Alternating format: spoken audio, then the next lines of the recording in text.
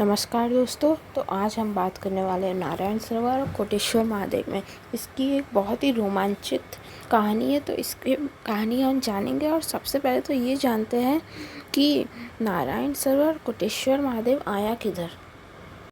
तो नारायण सरोवर और कोटेश्वर महादेव गुजरात के कच्छ जिले में स्थित है। और आपको ये जान के बड़ा ही आश्चर्य होगा कि कोटेश्वर महादेव गुजरात का भी और भारत का भी सबसे वेस्टेस्ट पॉइंट है, यानी कि भारत का सबसे पश्चिम में स्थित पॉइंट है। और आपको एक बात बताता हूँ कि नारायण सरोवर 5 पवित्र सरोवर में से एक है। आप इस मैप में देख सकते हैं कि नारायण सरोवर और कोटेश्वर महादेव कहाँ पे स्थित है, और ये दोनों बहुत ही करीब है एक दूसरे के। और कोटेश्वर महादेव से समुद्र आ जाता है, ये आप मैप में देख सकते हैं। और कोटेश्वर महादेव और नारायण सरोवर की दूरी करीब करीब 1.6 किलोमीटर है, यानी कि ये बहुत पास में है। अभी तो नारायण सरोवर बहुत ही छोटा हो गया है। ये इसलिए हुआ है क्योंकि ग्लोबल वार्मिंग बहुत बढ़ गया है। ये आप मेरी फ़ोटो देख सकते हैं, मेरे बड़े भाई के साथ ये नारायण सरोवर की तस्वीर है। और अभी आप जो स्क्रीन पे फ़ोटो देख रहे हैं वो ये कोटेश्वर महादेव की है। ये बड़ा ही सुंदर मंदिर है और इन दोनों जगहों पे बहुत शांति है।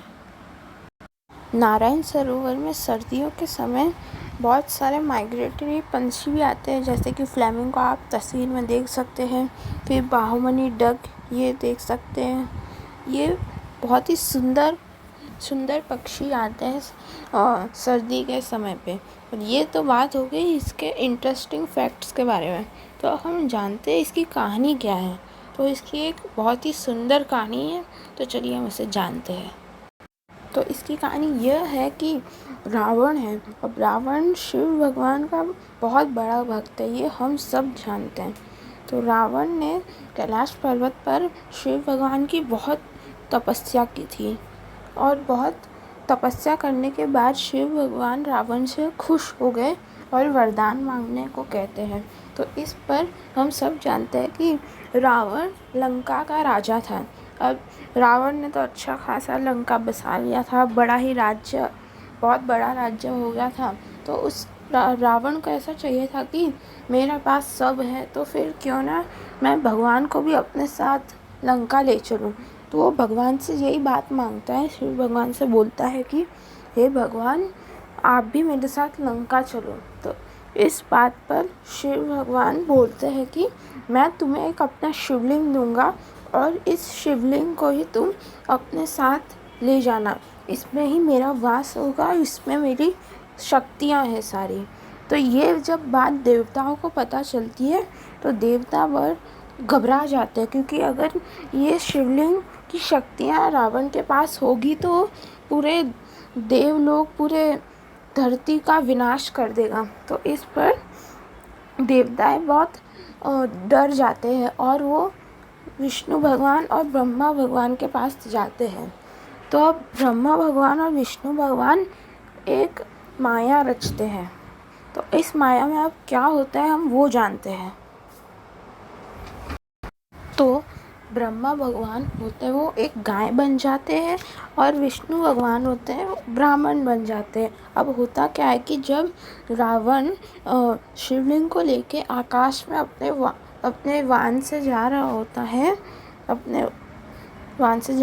है, तब क्या होता है कि जो गाय बने होते हैं ब्रह्मा जी, वो एक सरोवर के कीचड़ में फंस जाते हैं, और उसे ब्राह्मण जो बने होते हैं विष्णु निकालने की कोशिश कर रहे होते हैं। और विष्णु भगवान बहुत कोशिश कर रहे हैं, पर ब्रह्मा जी ने अपना पैर बहुत फंसा लिया है। तो ऊपर से रावण ये देखता है और अपने वाहन को नीचे उतारता है। फिर वो ब्राह्मण से पूछता है क्या बात हो गई। तो फिर ब्राह्मण उसके ऊपर जवाब देता है कि मेरी गाय इस सरोवर के कीचड़ में फंस गई है। फिर रावण होता है बड़े ही गर्व से कहता है, हे ब्राह्मण, तुम भी किससे पूछ रहे हो? रावण जो इस दुनिया का सबसे शक्तिशाली आदमी है, तुम उससे मदद मांग रहे हो? ये तो इस गाय को आसानी से निकाल लेगा।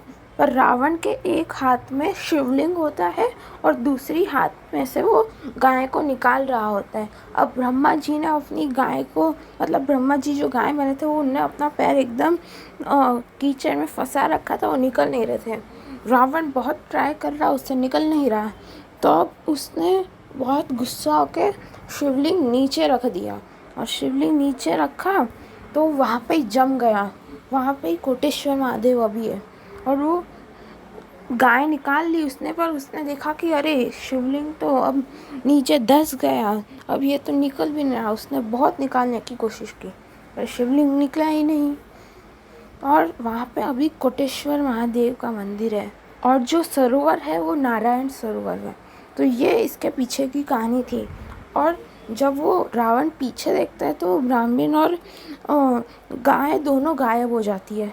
और जब रावण को पता चलता है कि ये विष्णु भगवान और ब्रह्मा भगवान की माया थी, तब वो विष्णु भगवान से बहुत घृणा करने लगता है। तो ये कहानी थी नारायण सरोवर और कोटेश्वर महादेव की।